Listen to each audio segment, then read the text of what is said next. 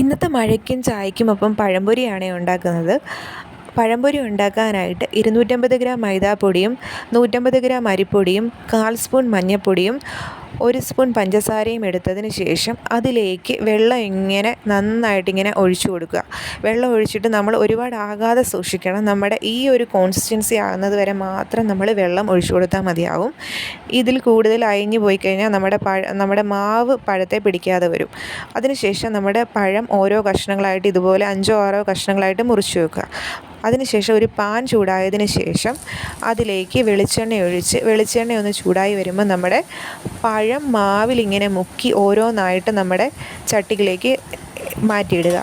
അങ്ങനെ ഒരു സൈഡ് അതിൻ്റെ മൂത്തതിന് ശേഷം നമുക്ക് വീണ്ടും അത് മറിച്ചിട്ട് അപ്പുറത്തെ സൈഡും കൂടെ നമുക്ക് മൂപ്പിച്ചെടുക്കാവുന്നതാണ്. നമ്മൾ കൂടുതൽ എണ്ണ ഒഴിക്കുകയാണെങ്കിൽ എണ്ണയിൽ നമുക്ക് മുക്കി പൊരിക്കുക തന്നെ ചെയ്യാവുന്നതാണ്. അങ്ങനെ നമ്മുടെ പഴംപൊരി റെഡി ആയിട്ടുണ്ട്.